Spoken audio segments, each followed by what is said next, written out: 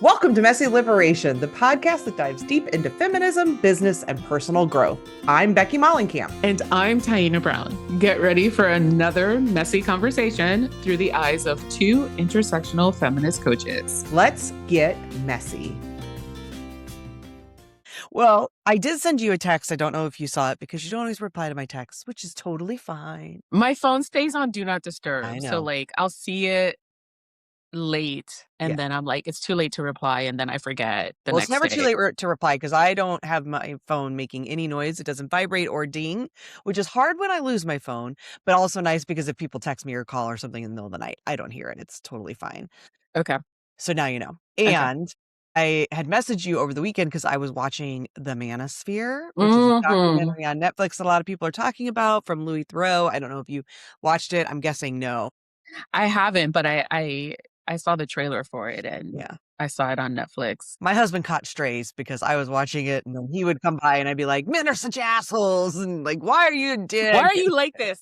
Exactly. So like, what did I do? I'm just walking in the room. I'm like, and he was just like, what is the Manosphere anyway? Which I'm grateful because he doesn't even really know what that means. And he has no idea who the Tate brothers are or any of the people in it, which is wonderful. But I did stop a couple times to ask my son, have you ever heard of Sneeko? And he'd be like, I don't know who that is. And I'm like, thank God. Like some of the names on there, I'm thinking, are you watching any of these YouTubers? I check in on him to make sure. No, we have conversations about all of these things. So anyone listening, like I'm doing my parental duties here, but just confirming that they're not sneaking their way in, because honestly, that is one of my biggest fears with parenting a young white boy is this online YouTube space and the kind of like gamer to MAGA pipeline and my fears of him getting sucked into this Manosphere stuff. But anytime I talk to him about any of it, he's just like, that's so stupid. And I would never think that. And like, why would anyone want to listen to somebody who's racist or who's sexist? And like, you know, he knows these terms, he understands them. Anyway,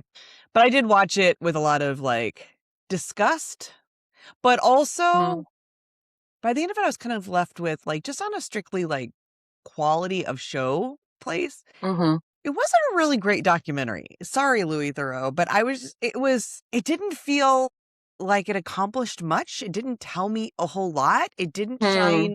To me, it didn't really give me a whole lot of knowledge I wouldn't have already had. I mean, I feel like his ultimate message was these people are just grifters. Some of them don't even actually believe what they say.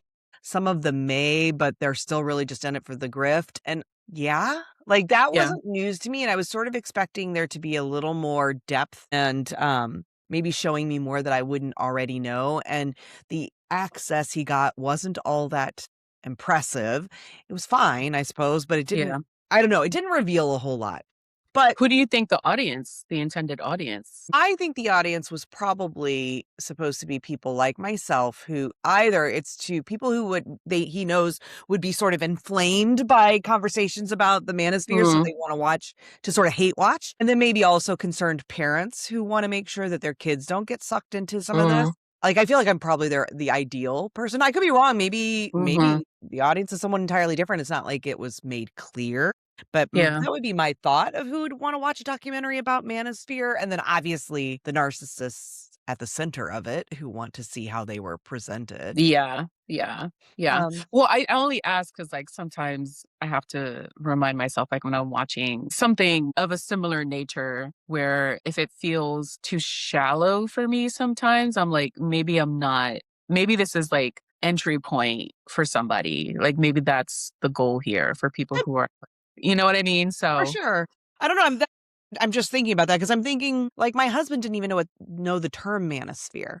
So I don't feel like he would have tuned into a show about Manosphere, not having any understanding of what it is. Maybe I'm wrong, but I'm thinking just the very word would, in my mind, invite people who have at least some knowledge. Yeah, right? I don't know. Maybe the intended audience was, or could be, or part of the intended audience was moms of white male boys in MAGA families who are familiar with the term, but don't really understand what's happening. And so it's kind of like, here's a not too intensive, like way to break it down for you in a way that's going to like make sense, but not like be off-putting. Yeah, it could be trying to open their eyes to what their kids are actually experiencing when they're not watching them. I mean, that may very well be it. I don't know. The best part was the one person they had I don't even know his name, something Tiki Talkie. I had never heard of him. But he's a biracial man, and I use that term liberally, man-child. He is probably in his 20s, maybe even pushing 30. I don't remember what they say his age, but he was in I think his early 20s. British, but at the time of recording was living in Spain, trying to avoid being prosecuted because he had some bad collision and fled the scene of the crime. He didn't hurt anyone, I don't think, but and he ended up at the end they show that he got off. Like, basically, he got, like, a home arrest or something, so he finally went back.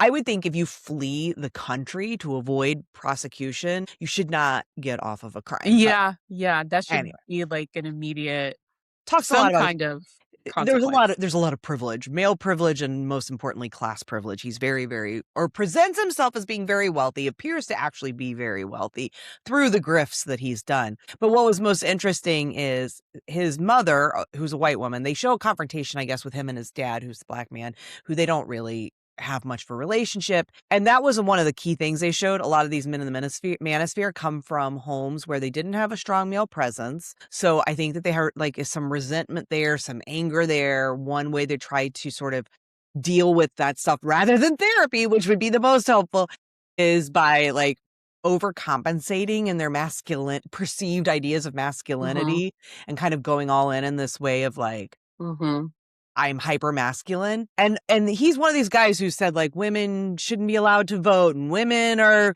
they should only take care of the home and all kinds of misogynistic bullshit. And he asked him, what would your mom think about that? And he's like, I wouldn't say those things around my mom, and my mom doesn't agree. And I don't talk that way around her, but I believe it, whatever. And at the end, he goes and his mom is there. He had arranged for his mom to be there. And just watching the way he turns into this baby boy, and just his mom scolding him and having him clean the floor when they thought they weren't, it wasn't being videoed by Louis Theroux, but it was on the slide feed. And just the way he shows up around his mommy, and you just realize at the heart of all of this, and the one thing I think that it did help is just at the heart of all of this is a bunch of really hurt little boys who have lots of big feelings about their mommies and their daddies. And instead of getting therapy, which is what they should be doing, they're indoctrinating all these boys into belief systems that they don't actually live in many ways. Yeah. Right? As their way to kind of deal with their unresolved trauma and stuff. Fucking get therapy, men. That's it. Just get some goddamn therapy instead of what you're doing, because it's gross. Forget the grift. The grift is its own thing, but this indoctrinating, because they showed some of these guys, the young men that are coming up to them and just idolizing them. And many of them are 12 and 13. There are these boys who are just starting to explore, what does masculinity mean in my life? Again, there's a great book that I've talked about before. I'll grab it real quick, which is called Why Does Patriarchy Persist? It is a psychological study into the understanding of the indoctrination into patriarchy, both for girls and boys. And with boys, there's just this key age, right? When they're starting to get flooded with testosterone around the age my son is, this sort of 9 to 13-ish range, right? Their puberty, where they are wondering, what does it mean to be a man? And that age is so critically important in who they end up becoming as men. And these men are targeting them, and they try to act like they're not, right? They're talking to older guys, whatever, but they are targeting these young boys. And that becomes clear too, and the kinds of people that are approaching them on the street. And that is the shit they're selling them, when that's not who they are. Yeah. Right. That's not even how they show up in the world. The way this guy is with his mom and the way this other guy is with his wife, it's not even who they are. And they're indoctrinating our young boys into the shit, and they're using them. They're emotionally and psychologically manipulating them to become some version of themselves that they wished they could have been, instead of just getting fucking therapy. And dealing with their issues. Yeah, that's all I have to say about Manosphere. But just, I don't know, again. You're funny. What keeps men from getting therapy? And I know the answers, but it's frustrating. Yeah, it is frustrating, the lengths that not just men, but mostly men, but because there's the toxic masculinity. The stigmas attached for men. Yeah. But in general, the lengths that people will go to avoid therapy, they'll do anything but go to therapy. I mean, they'll like the try commander-in-chief. ridiculous things, Yeah. right? But go to therapy. Right. They project, they harm, I mean, it's, and it's one of these things that's where it's the messy part, I guess, which is what's Yeah. appropriate here, which is I sometimes really struggle with empathy. I have very little empathy for the Andrew Tates of the world. I mean, he's a human trafficker, right? So, no, I don't have empathy. I have very little empathy for the Donald Trumps of the world, also a human trafficker and a rapist and a horrible human who causes a great deal of harm. So there's that. And Yeah. this big giant and of, I also see how it happens. Do I think that it's okay? No. But I see how these people become the people they become, because when you do any sort of deep dive into most of these really toxic, harmful men, and I'm specifically focusing on men, but I will say it's the same often with the women, just a different type of trauma, but it's Yeah. usually born out of trauma in childhood. Yeah. Mommy didn't love me. My dad Yeah. left me, whatever. And instead of dealing with that in healthy ways, Yeah. it becomes, this is like, those are the end results of them not getting the help that they need. And there are systemic reasons that they don't get the help that they need. That does not in any way absolve somebody from their personal accountability and personal behaviors, right? So it's always tricky when we talk about these things because people will want to jump right to the real black Like, and well, white, you're making excuses for them, or the easy, like, there's no reason and fuck them. And yeah, I agree. There's no reason and fuck them. And they're adults and there's accountability. And I also understand when we have systemic barriers, some of those being very real barriers, lack of access. Right. But also societal and cultural kinds of barriers around stigmas and belief systems, and particularly in certain cultures where it's even more egregious, that prevent or make it very challenging for people to get the help that they need to deal with things. And this is what ends up happening. Yeah. I think what happens is, like, I mean, as human beings, like, we all have needs that we need to get met, right? And the more power and privilege and influence you have, more magnified not just that need becomes, but the consequences of having that unmet need happens, right? Like, it becomes exponentially magnified. For degular people like us, like, when we have these needs that don't, these emotional, mental, physical needs that don't get met, the consequences may not seem that severe to someone on the outside looking in, because the only people that it really affects is like our close circle. But when you have someone who is on a world stage like Andrew Tate or Donald Trump or people of that kind of status, and they have so much power and influence over so many people, when their needs have consistently gone unmet for so long, the effects of that ripple out in ways that bear consequences to more than just their inner circle, right? It bears consequences to all of us. And I don't think this is where things like intersectionality are important to understand, because these are the consequences of a lack of intersectionality, of understanding how power and privilege operate, not just at the individual level, but on a global scale, right? And when people think intersectionality, they think, oh, it's just representation, or it's just regular, everyday people. And yes, it is, but it is also the consequences of a lack of intersectionality on a global stage, and how that affects the systems that we are forced to live in every day by people who fail to see the importance of intersectionality. Because as humans, we live at multiple intersections, all of us, regardless of how you identify, regardless of how much power or privilege, whether real or perceived, you have. All of us live at intersections every day. When we don't get that, like, this is what happens. I love regular. I hadn't heard that. That's fantastic. And yeah, what ends up happening is the people who have the power to potentially change systems end up reinforcing the systems, because those systems help them justify their behavior. Does that make sense? Like, if I continue to say, If I'm Andrew Tate or any of these guys in this manosphere world, and I have my mommy issues that are deep seated, and rather than dealing with them for all the reasons that I don't feel like I was allowed to have therapy, and so instead I stuff, and then I have to find another way to deal with that, and that becomes, instead of dealing with my mommy issues, I'm just going to hate women, right? And then I'm going to have I'm starting to get other men to reinforce my hatred of women.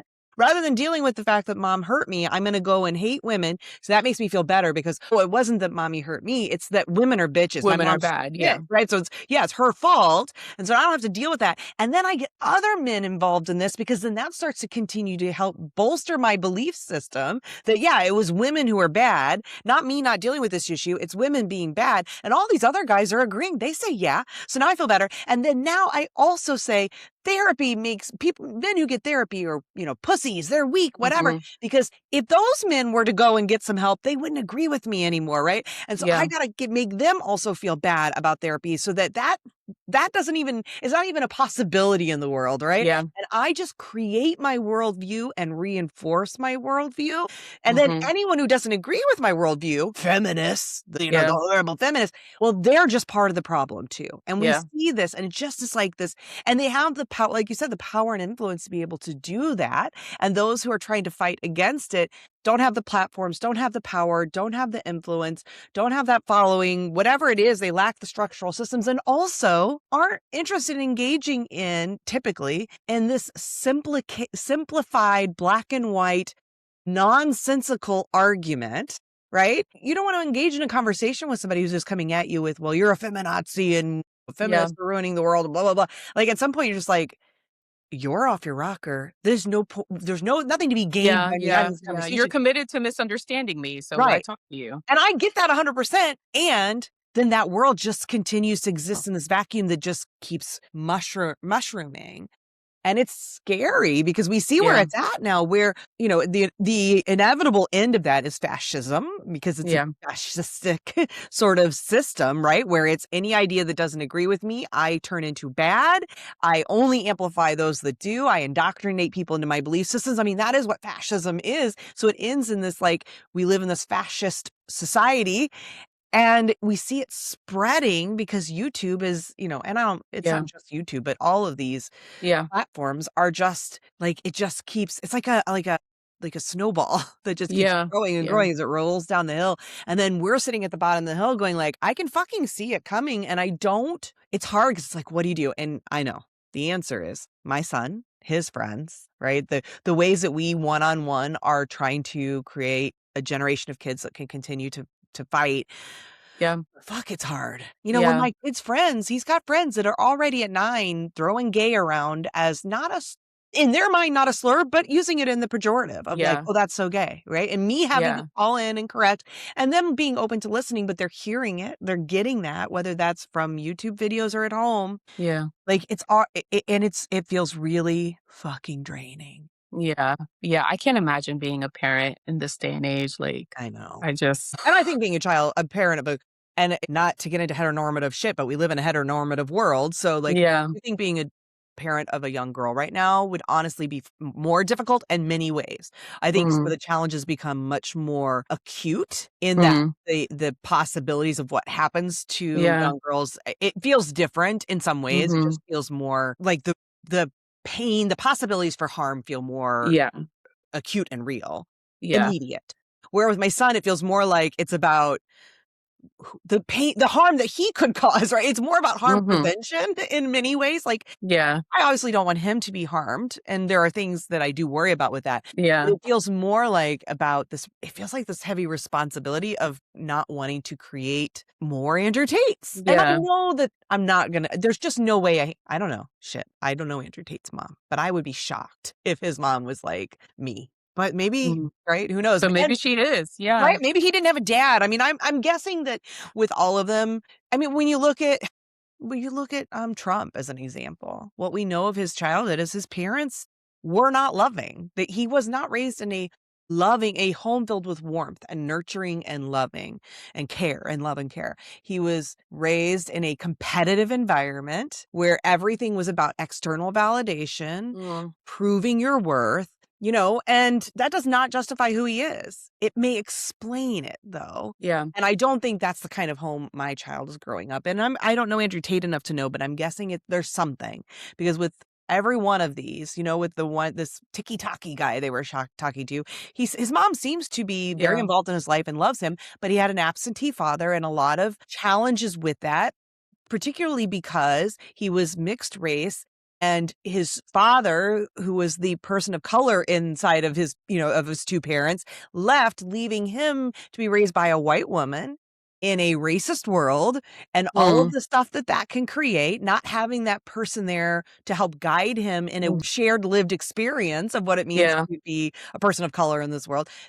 I'm sure there's all kinds of trauma in that, and I'm sure Andrew Tate has his trauma. I just wish they deal with their trauma. And even to take it down 10 notches, like not even these like most egregious examples, but all the time I see on social media men who don't have that kind of platform, just everyday dudes who, and not even on social media, in life, who have feelings about therapy that it's like weak, it's failure, it's a waste of time. What'll people think? The perceptions. Like, I think it's a really common thing among men, just average men, even the men outside of and who don't pay attention to the manosphere. Yeah. I think it is, as someone myself who was mixed race, I think it is a bit complicated growing up in a white supremacist world and being mixed race and not having, I have feelings about the whole father figure thing. So can we sit there for a second? Let's talk about father figures. Yeah, because there's a stigma, I think, attached to a lot of Black and brown communities about whether or not there was a dad in the home and what that means for the way that children develop. And that goes back all the way to, oh God, I forgot the name of the study. Moynihan. The Moynihan report. Yeah. And how, it was used in the like early 80s, I believe, or maybe the 70s. Yeah, it was used to vilify single moms. And continues. I mean, we are talking almost 50 years later, and the legacy of that absolutely remains today. Yeah. It was used to vilify single moms. It was used to perpetuate this idea of like the welfare queen, right? And I think obviously not having a decent relationship with your father can create trauma. Absolutely. But you can have your dad in the home and still not have a decent relationship with him. You know what I mean? Yeah. And so, you can also be white and not have a relationship with your dad and have trauma about that. Example A, I am that person. So that's not but there's all these added layers of why it's more complicated because of the tropes that are out there for Black women. But yes. So, I know many people who have dads in the home who had shitty relationships with their dad. So like I just want to make it clear for like people who are listening or watching that like what we are saying is not that it's this stereotypical single Black or brown mom and that's what's causing the issue. No, because like even the reality is like in those situations, like and this has been studied and reported on like extensively that like Black and brown communities, regardless of whether or not both parents have been in the home, have had a way of embedding themselves in their own communities to fill or to have strong male and female presence in a child's life, right? And so there are millions of children who grow up in similar situations and don't end up like Andrew Tate or tiki-taki or Trump, right? And two moms who love a child is better than one dad who doesn't. Or one mom who loves a child. Aunties and three uncles is better than both parents having who don't. Two dads who love you is better than having, one dad that the no dads that do whatever. Like, I think It's about having loving parents or parent or figures. Thank you, because I may not have been super clear what I meant, but I just know that there can be oftentimes some trauma that can come to biracial children who are raised by white women who have no lived experience of being a person of color in the world and are not equipped to help their children navigate that. It does not mean that the black father would necessarily be the answer. He could have been if he stuck around and was a good parent. He also could have stuck around, been a shit parent and not helped, right? The responsibility on that white mom is to make sure that there are folks in that child's life, whether that's a great auntie or a great friend or whoever, that is able to then help that child understand and navigate the world through the lens that they have to live the world through, right? Does that am I clear enough? Yes. I just want to be sure, like, absolutely. I absolutely don't think that had his dad stuck around, everything would have been great. Maybe the dad would have been... not. Probably not, because if he's the kind of guy who's okay to abdicate his parental duties, he's probably a shit dad anyway. And my big issue around absentee fathers, just as a quick note, is the fact that our society gives the permission structure for men to abdicate parental responsibilities while women do not have. We don't have that. In We don't have that any way, a similar permission slip, right? For men, parenthood becomes a choice in our culture, in our world, in Western culture anyway. Parenthood for women, it's an identity, and it is an absolute mandate. There's no we want to remove choice in all the ways, right? We don't even want to give women the choice of whether they want to bring the child in the world, let alone whether they want to parent once the child is there. Men have absolute choice throughout. They can be a part of the child's life for 3 years, 10 years, leave, and they are very mildly judged, if at all. So anyway, so I have lots of thoughts as a child of an absentee father. I have a lot of thoughts too about absentee fathers. I think, and this, and I hope I'm communicating this in a way that isn't going to offend parents, but I think a lot of times in our society, we think of the word mother, father, parent as identities, but they're roles. They're not identities, right? That's not something you're born into.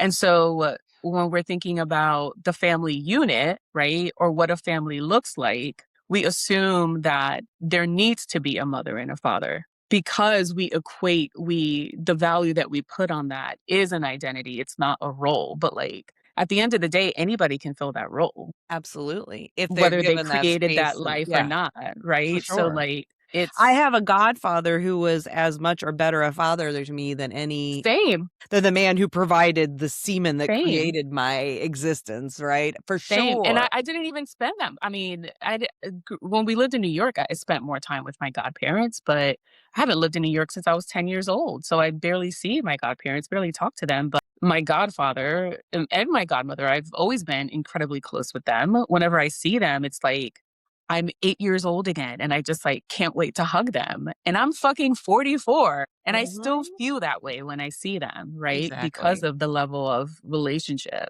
that that I had with them when I was younger. That was, I mean, I didn't really have I had father figures growing up and I had male presence in my life for sure. I wrote a post that I've never shared because this is such a complicated subject to talk about, but about this very thing. And it started with talking about my fake dads because growing up, because of not having my biological father around, having a fairly very emotionally unavailable stepfather who was also not there that long. I grew up with this idolization of the role of father because I didn't really have that. Thought it would be the most amazing thing, right? I think often what we don't have, we think would be so amazing. And so I sought it out in the place that I spent a lot of my time, which was TV. And I had my fake father. So Mr. Rogers was one of my fathers, truly felt like a dad. And I have 4 men who the totality of these men I thought was the perfect dad. So Mr. Rogers, because he was this he would fulfill the really sweet and caring and kind person.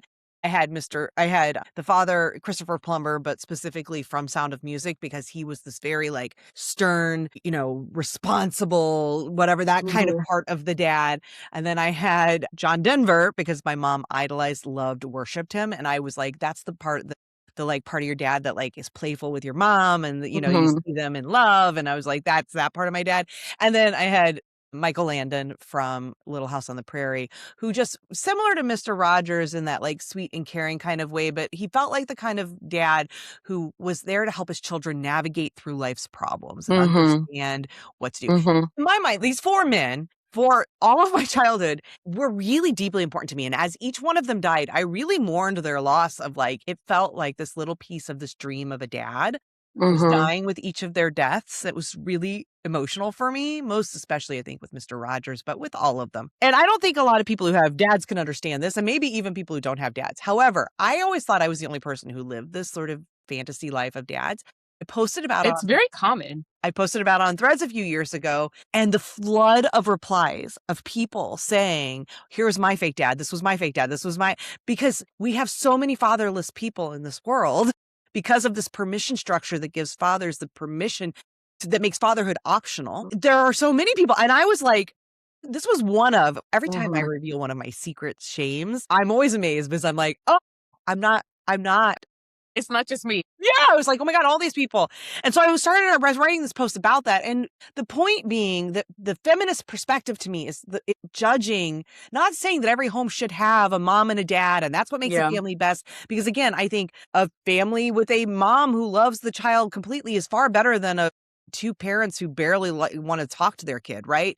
The feminist critique for me, and I still haven't quite been able to figure out how to do it without insulting single moms anyway, because that's not what it's about, but it's this permission structure. It is the fact that we live in a world that gives permission to men to opt in and out of parenting as they choose without any similar situation for moms, right? Yeah. That mothers have no such permission. And again, even to the point of we're not even allowed, there people who don't want us to even have choice about whether we become a parent, let alone how or if we parent. But yeah, it's really tricky to talk about for the very reason that I could feel you start to have some of that tension, because certainly I understand the Moynihan report and what that did and the long-lasting consequences of judging single mothers, most especially because there is a large number of single Black mothers. So when we start talking about single mothers, people automatically start to picture that. And then it becomes this critique of Black mothers, Black women, and that is not. I want to be able to. That's not it. Yeah, I want to critique men because fuck you, men. What is it that makes you think you should get to have an option on whether you parent when you are equally responsible for that child being born? Yeah, you know. Anyway, but yeah, it is really complicated. I hear you about the response on Threads was just like indicative of like so many people who felt that absence of a father figure, right? That they projected that onto these like fictional characterizations, right? But I think and I also think that's also indicative of the reality that like parenting is a role, and those fictional characterizations helped fill that role regardless of the sense of detachment, right? Like I think about like when we're learning like on your website, right? And this is something that I love that you have on your website where you say, you know, these are the people that I'm learning from. Yeah. When I think about the people that I learned from, right? Like I have no personal relationship with Adrienne Marie Brown or Angela Davis or Bell Hooks or any of those people, but I still consider them mentors, right? Like we apply that sense of, or that type of relationship in other ways, but we don't apply it when it comes to parenting. Like, yes, Mr. Rogers, you didn't have a personal relationship with him, but he still parented you. He still parented generations of children in this country and potentially around the world, depending on syndication and, you know, all of those things. And so I don't think that's necessarily something to be ashamed of. And obviously it's not the ideal situation, but I think it's where we are as a society. And I don't think that there's anything wrong with that. Like there's not, let me backtrack. Not that there's it's okay. nothing I get it. Like, completely wrong with that. I think on the individual level, right? On the systemic level, that it's complicated on the systemic level, right? Let's just say that there's a lot to untangle there. On the individual level, I think how we find ways to get our needs met, we have to be creative about it, right? So whether it's coming from a long-time family friend that is an auntie or an uncle, right? Because they've been around the family so long, or whether it's coming from Michael Landon from Little House on the Prairie, right? Who fits this model of what you wish your father was. Like, I think that's okay. I think that's okay. I definitely think it's okay. And again, I also think it's not ideal. So like this is the messy part, right? It's the and the and is always so hard because I'm trying to think of a comparison that's not about this and saying like, my thought comes to like, if I live in a world where for all sorts of systemic reasons, I am hungry most days. That's not okay. I shouldn't be hungry most days. Now, if I get creative and I'm able to make food out of the free condiments and whatever else I find, like I can honor my ingenuity. I can honor that I had something to eat. But it's not a replacement. Right. You know what I mean? Like, so it can be the both and. It can be like, I can both grieve and like, I shouldn't have to live in a world where that is the reality. And I can honor that, like, yeah, I found these other solutions and they were really lovely, but they weren't quite the substitute, right? Like, yeah, my ketchup sandwich did the deed, like it got me some calories, whatever, but it really wasn't a substitute for like a real hoagie with roast beef and whatever that if the world were fair, I would have access to. You know what I mean? So like, I fully hear what you're saying because I don't want to diminish Mr. Rogers' role in my life either. This shame I felt was just, it wasn't shame. It was more like these, when you have like, I've heard them called like secret solo behaviors or secret single behaviors, like things you do that you think no one else does when no one's watching. And that was kind of one of mine.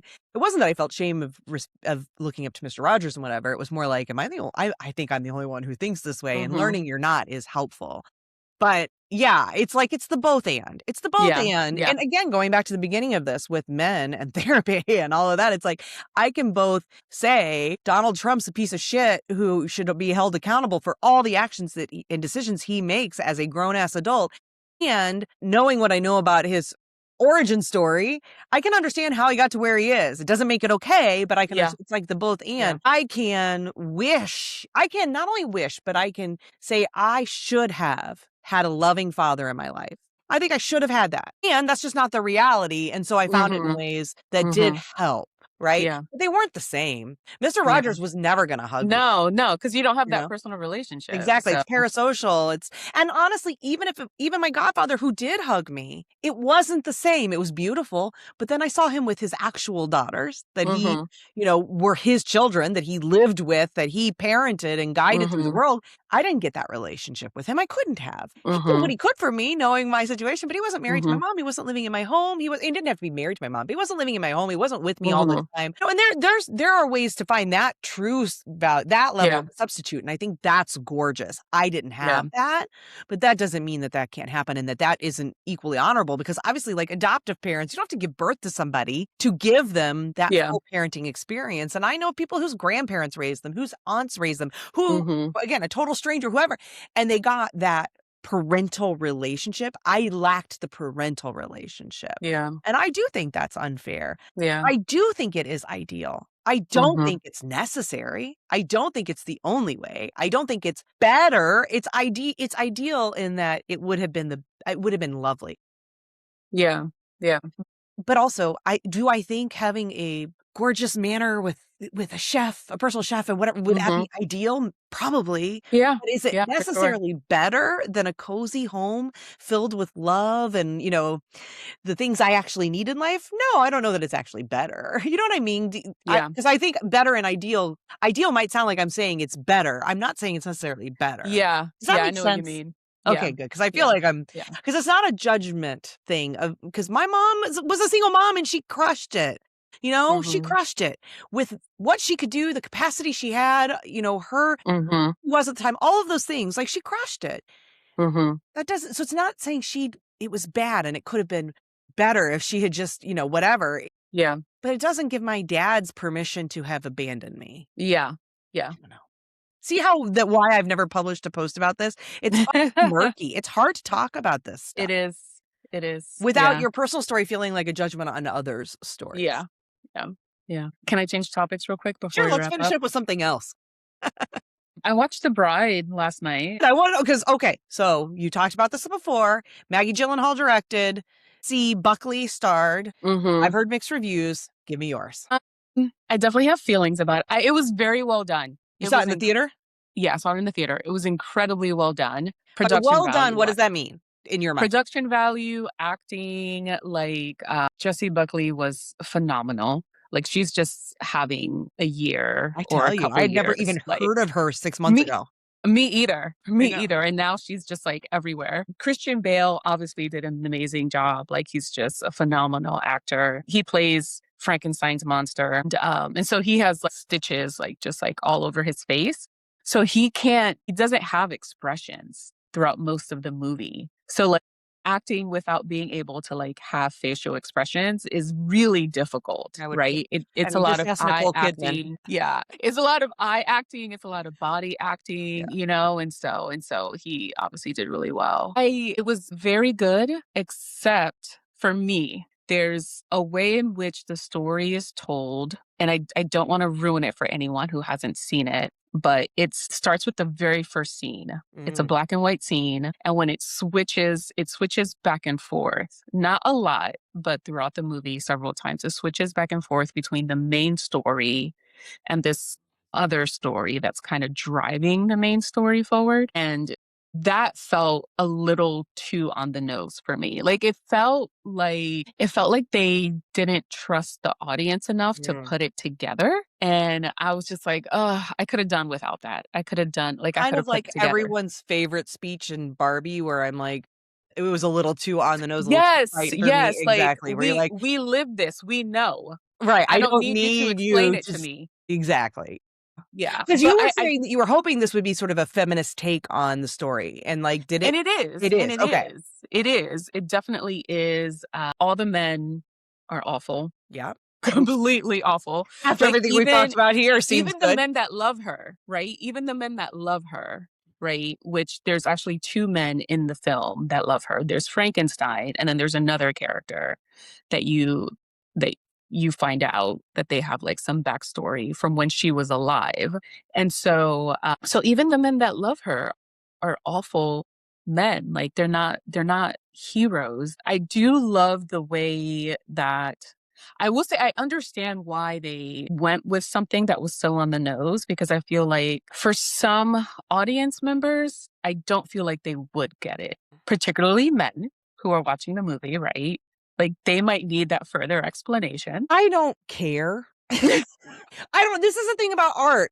It's not for everybody. When you go to a museum and you look at art, you are supposed to, it's meaning making. You're supposed to make your own meaning. And honestly, even what the artist intended shouldn't matter. It's supposed to be, what does it mean to you? How do you interpret it through your lens? What does it evoke in you?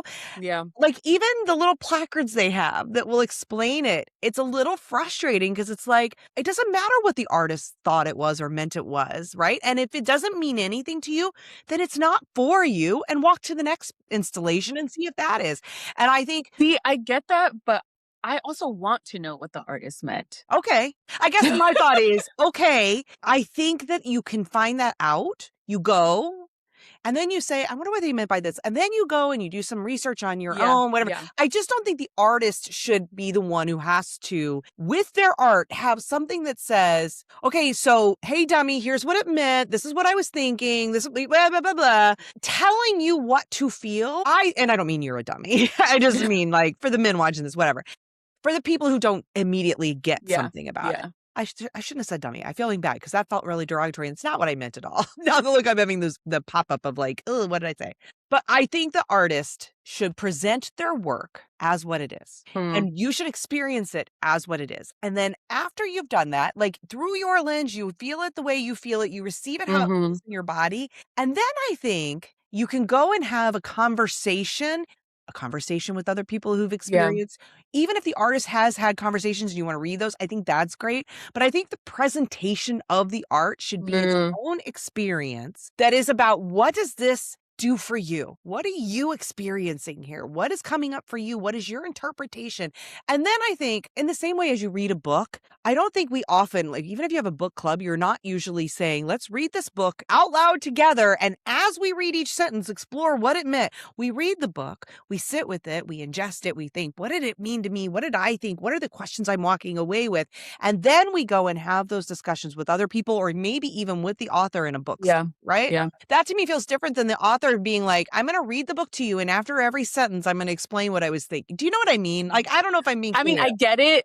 I don't experience art that way. I don't either, Taina. That's the way hilarious. I experience art is when I'm looking at a piece of art, whether it's cinema or like, you know, a painting or a book, like I need to know what the artist's intention is, because when I'm experiencing it, I feel like I'm having a conversation with the artist. And then that conversation expands out eventually into like other people that I can actually talk to. I just think it's so interesting, Taina, because our discussions around One Battle After Another and Centers, neither of us have talked ever to Paul Thomas Anderson or Ryan Coogler. We don't have any interaction with them. We may have read interviews with them. I've never read actually any interviews with Paul Thomas Anderson about that movie, because honestly, I guess ultimately how that movie lived in my body and how I experienced it matters more to me than any justification he has for what his vision was. Oh, I'm not saying the intention matters more to me. That's not what I'm saying at all. I just feel like, because I feel like our experiences of talking about those, I would have thought that you would have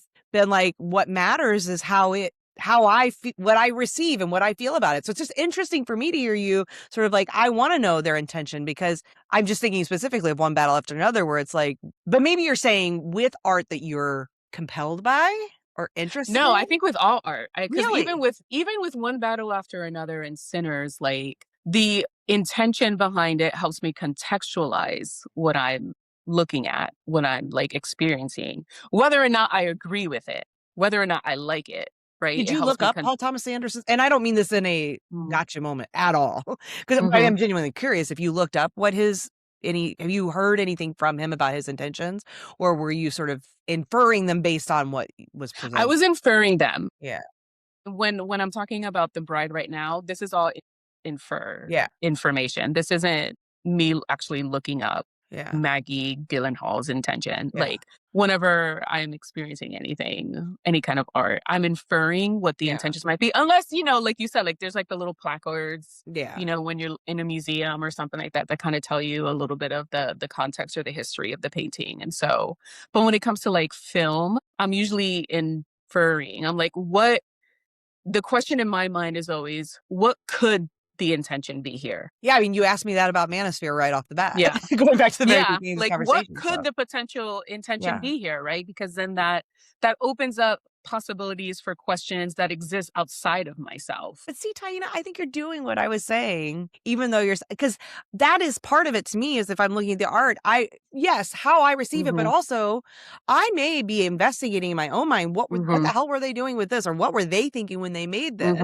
But I do, and listen, I read the placards at the fucking museum. So I am the dummy. I'm still sitting with myself, judging myself for using that, because it's not what I shouldn't have said it was what I meant. And I am the dummy who reads the placards too, because I am also often like, I don't fucking understand what I'm looking at here. What in the world is this? Because I am not an art connoisseur. I'm not that person. However, at the heart of what I think art and creativity is, there is that, like, I do hold that belief that ultimately what the person intended doesn't fully matter, because it's how it's received. I guess it goes to that impact versus intention, which exists in all sorts of ways. And I do think of art as being one of those. I do think we can try to understand intention or guess about intention or think about intention for that context, because again, kind of going to the and of things of like, it may not matter what Trump's background is, or the context that has informed how he has become, because the impact is all that matters. However, the and is, I can also be curious about and try to understand some of that context to draw to follow the dots a bit, right? I guess the same can apply to art. And I read the placards because sometimes I can't figure it out, and I'm not I feel like often art makes me feel stupid. It's probably why I said dummy, because I often feel stupid where I'm like, I don't get this. I feel like everyone else does, and I don't understand. So I do want to understand what the artist says about what it is. And then sometimes I'm like, oh, now I see it, right? Yeah.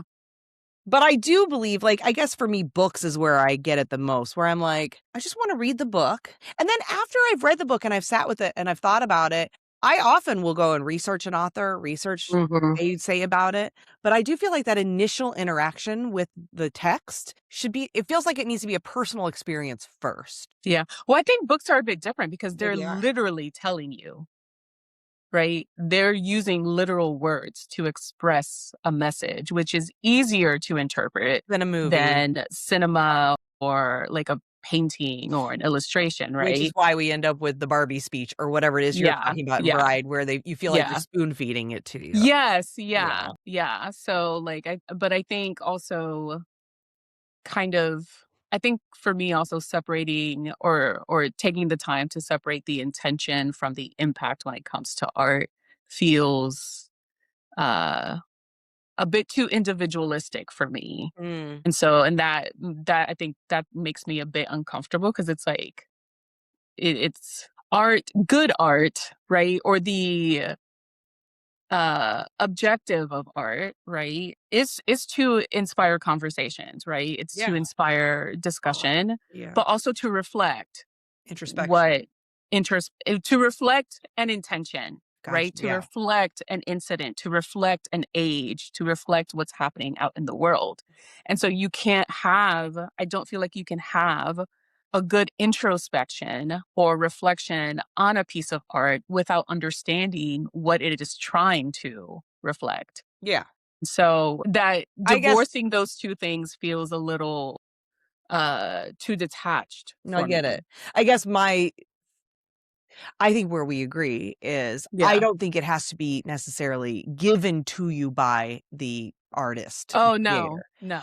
I think that can be in part of your own reflection is what did they intend? Because again, in the example of Paul Thomas Anderson in One Battle After Another, I think most people have an idea of what the intention trying was. To say, Right.